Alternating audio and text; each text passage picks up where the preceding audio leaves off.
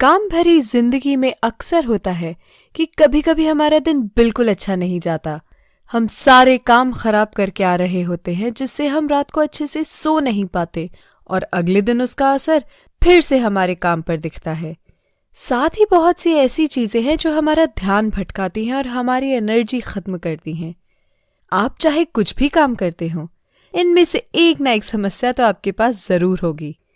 ये किताब आपको बताती है कि किस तरह से आप अपने दिन को अच्छा बना सकते हैं और काम पर ज्यादा अच्छे से फोकस करके हर दिन को बेहतर बना सकते हैं। ये किताब आपको अलग अलग काम को अच्छे से करने के बहुत से आसान तरीके बताती है। इसके अलावा आप सीखेंगे किस तरह से आप मुश्किल फैसला लेना सीख सकते हैं, किन तरह से आप अपने आसपास के लोगों से अच्छे रिश्ते बना सकते हैं, किस तरह आप एक अच्छा प्रेजेंटेशन या स्पीच दे सकते हैं। पहला सबक, अपने दिन को बेहतर बनाने के लिए उसे अच्छे से प्लान कीजिए। अक्सर हमारे साथ होता है कि हम अपना सारा दिन फालतू के कामों में बिता देते हैं।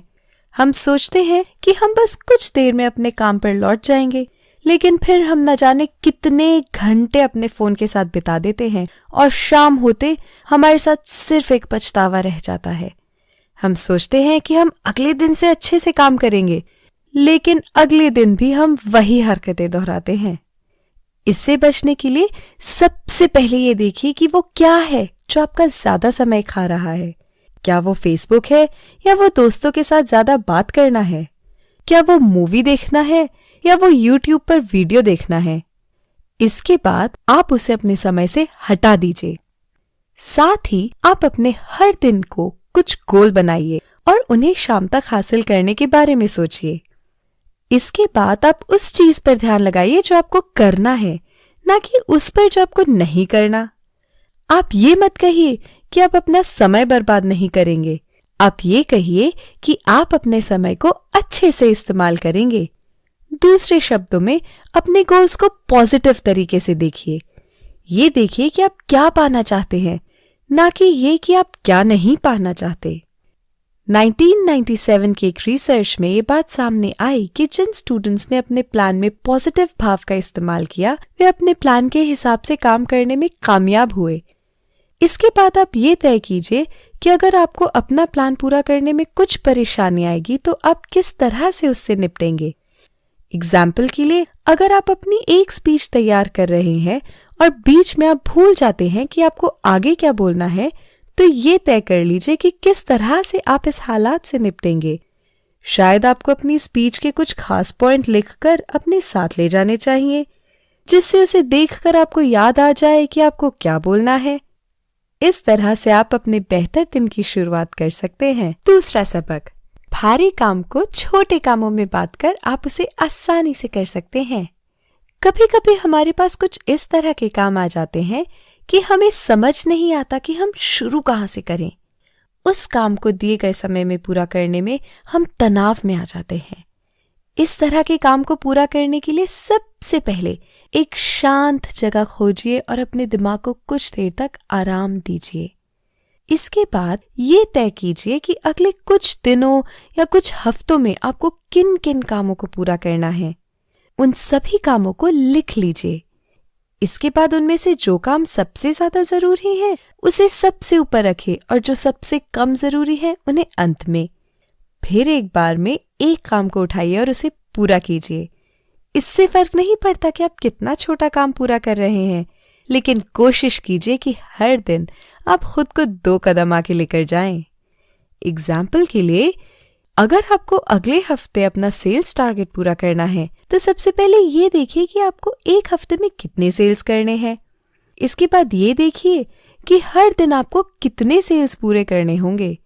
फिर ये देखिए कि हर दिन उन सेल्स को पूरा करने के लिए आपको कम से कम कितने लोगों से मिलना होगा। फिर हर दिन उतने लोगों से मिलिए और देखते ही देखते आपका काम पूरा हो जाएगा। इसके अलावा आप लगातार काम करने की कोशिश मत कीजिए। हमारा दिमाग कुछ समय के बाद अपना फोकस करने की क्षमता को खो देता है। काम के शुरू होने पर आप बहुत अच्छे से काम कर पाते हैं, लेकिन काम के खत्म होते होते आप उस तरह से काम नहीं कर पाते क्योंकि आपके दिमाग को अब आराम की जरूरत है। इसीलिए कोशिश कीजिए कि हर 1 घंटे पर आप अपना ध्यान अपने काम से हटाकर कुछ ऐसा करने में लगाएं जिससे आपका दिमाग फिर से फ्रेश हो जाए। इस तरह से आप लंबे समय तक काम कर पाएंगे। तीसरा सबक, खुद को खुश रखने के लिए अपने आसपास के लोगों के साथ अपने रिश्ते को अच्छा रखिए। जब आप उन लोगों के साथ होते हैं जिन्हें आप पसंद करते हैं तो आप अच्छा महसूस करते हैं और आप अपने काम में भी अच्छा कर पाते हैं। लेकिन जब आप उन लोगों के साथ रहते हैं जिनसे आप नफरत करते हैं तो अनजाने में ही इससे आपकी एनर्जी कम होती है और आप अपना काम अच्छे से नहीं कर पाते। इसलिए ये बहुत जरूरी है कि आप अपने आसपास के लोगों के साथ अपने रिश्ते को अच्छा रखें। इसके लिए सबसे पहले उनसे कुछ इस तरह के सवाल पूछने की आदत डालिए जिससे वे आपके साथ बात कर सकें। एग्जाम्पल के लिए आप उनसे ये पूछिए कि घर जाने के बाद वे क्या करने के बारे में सोच रहे हैं, या फिर उनसे पूछिए कि उन्हें कौन सी चीज पसंद है और क्यों। इस तरह के सवालों से आप ये दिखाते हैं कि आप सामने वाले को जानने में दिलचस्पी रखते हैं। इसके अलावा आप सामने वाले के इंटरेस्ट में इंटरेस्ट दिखाइए। आप सबसे पहले ये जानने की कोशिश कीजिए कि सामने वाले को किस बारे में बात करना अच्छा लगता है और फिर उस व्यक्ति से उस बारे में बात कीजिए। ज्यादातर मैनेजर उस व्यक्ति को काम पर रखते हैं जिसके इंटरेस्ट उनके इंटरेस्ट से मिलते हों। इसलिए अगर आप ये कला अपना लेंगे तो आप मनचाही नौकरी पा सकते हैं और साथ ही अपने आसपास के लोगों के साथ अच्छे से घुल मिल सकते हैं। इसके अलावा आप बिगड़े रिश्तों को फिर से अच्छा बनाने की कोशिश कीजिए, क्योंकि वे बिगड़े रिश्ते भी तो आपको तनाव में रख सकते हैं। इसके लिए सबसे पहले अपनी भावनाओं को सामने वाले के सामने कुछ इस तरह से रखिए जिससे उसे ये ना लगे कि आपको उससे कुछ परेशानी हो रही है। आप उसे ये बताइए कि आपने जो किया वो क्यों किया। आप सामने वाले को ये समझाने की कोशिश कीजिए और अगर गलती आपकी है तो माफी मांगने से पीछे मत हटिए। अपनी भावनाओं को सामने वाले के साथ बांटकर आप आपस में एक गहरे रिश्ते को जन्म दे सकते हैं, क्योंकि सामने वाला व्यक्ति आपको अच्छे से समझने लगा है। वो इस तरह की हरकत फिर से दोहराने की कोशिश नहीं करेगा। चौथा सबक, मुश्किल फैसले लेते वक्त नतीजों का ध्यान रखिए। बहुत बार ऐसा होता है कि हमें अपनी जिंदगी में कुछ ऐसे फैसले लेने होते हैं जिनसे हम दूर भागना चाहते हैं। हम सोचते हैं कि किसी तरह से अगर हम इस हालात से बाहर निकल सकें तो कितना अच्छा होता। लेकिन हालात से बाहर निकलने के लिए आपको हालात से होकर गुजरना होगा। इसके लिए सबसे पहले खुद से सवाल कीजिए कि आप जो फैसला लेने जा रहे हैं उसके नतीजे कितने खराब हो सकते हैं। आप खुद से सवाल कीजिए कि उस फैसले को ना लेकर आप और कौन कौन से दूसरे फैसले ले सकते हैं और उनके नतीजे कितने खराब हो सकते हैं। इसके बाद आप जो फैसला लेना चाहते हैं उनके खराब नतीजों को पहचान कर ये तय कीजिए कि उनसे आप किस तरह से निपटेंगे। आप चाहें तो किसी दोस्त से, परिवार के किसी सदस्य से मदद मांग सकते हैं। ये जरूरी नहीं कि आप हर किसी की सलाह लें, लेकिन इससे कभी कभी आपको वो देखने को मिल जाता है जिसे 2 आंखें और 1 दिमाग से देख पाना मुश्किल होता है। आपको दूसरों का नजरिया मिल जाता है जिससे आप उस समस्या को सुलझाने के ज्यादा बेहतर उपाय निकाल सकते हैं। इसके बाद अगर आप किसी खास समस्या को लेकर बहुत परेशान हैं तो इशू ट्री बनाकर आप उसे आसानी से सुलझा सकते हैं। एग्जाम्पल के लिए मान लीजिए आपको अपना प्रोजेक्ट अगले महीने तक पूरा करना है। सबसे पहले ये लिखिए कि उसे पूरा करने में आपको कौन सी समस्या आ रही है। ये आपके पेड़ का तना है। इसके बाद 2 डालियां निकालिए और ये लिखिए कि उसे सुलझाने के लिए आप क्या क्या कर सकते हैं। फिर उन डालियों में से 2-2 डालियां और निकालकर ये लिखिए कि किस तरह से आप उन कामों को अंजाम दे सकते हैं।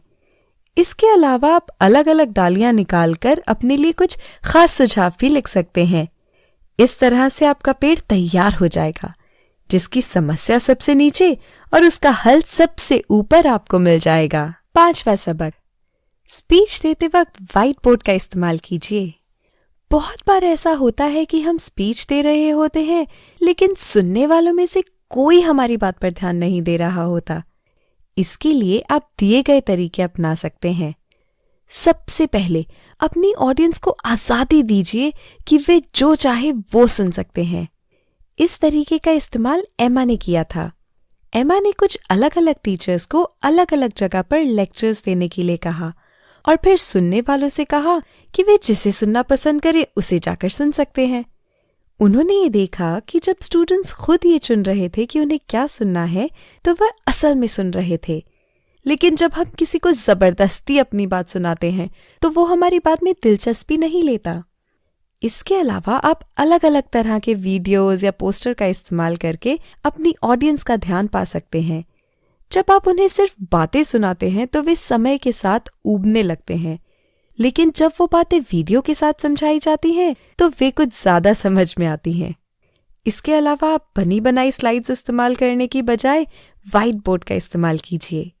जब आप बोल रहे हों तो उसे अलग अलग तरह के आकार बनाकर समझाते रहिए। इस तरह से आपके ऑडियंस आपकी बात सुनते रहे हैं और साथ ही उन्हें वो बात ज्यादा समय तक याद भी रहती है। अपनी बात को छोटा रखिए और कोशिश कीजिए कि कम से कम शब्दों में आप सारी बात कह दें। साथ ही लोगों को ये एहसास दिलाते रहिए कि वो जो सुन रहे हैं वो जरूरी क्यों है। छठा सबक, अपनी पिछली कामयाबी को याद करके अपना हौसला बढ़ाइए ताकि आप आने वाली समस्याओं से लड़ सकें। अक्सर ये होता है कि समस्या आते ही हम ये सोचने लगते हैं कि हम तो इससे लड़ ही नहीं पाएंगे, लेकिन क्या ऐसा कभी नहीं हुआ कि आप एक समस्या को सुलझा पाए हो? क्या आप हमेशा हारते ही आए हैं? अगर आपने पहले किसी समस्या को सुलझाया है तो आप आगे की समस्याओं को सुलझा सकते हैं। इसे आसान करने के लिए ये सोचिए कि ये समस्या आपकी नहीं बल्कि आपकी किसी दोस्त की है। आप उसे क्या सलाह देंगे?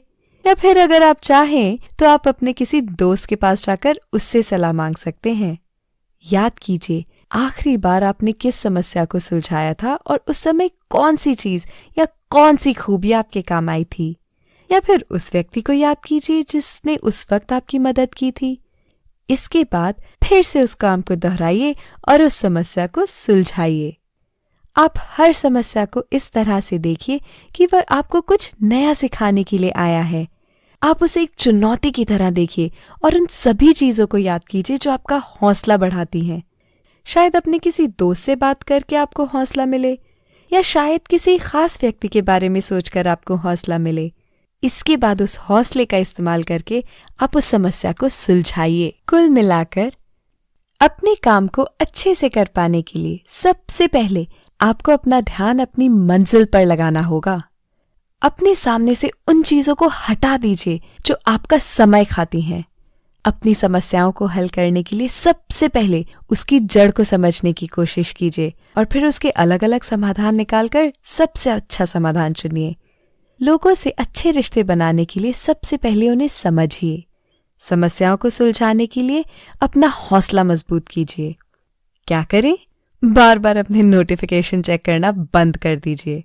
जब आप अपना ध्यान अपने काम से हटाकर मोबाइल चेक करने में लगाते हैं तो आप अपने फोकस को अपने काम से हटा रहे होते हैं। अपने फोकस को फिर से काम पर लगाने में आपको कुछ समय लगता है। इस तरह से बार बार मोबाइल चेक करने से आप अपना बहुत सारा समय खराब कर देते हैं। उसे चेक करने का एक खास समय बनाइए और उस समय में ही उसे चेक कीजिए।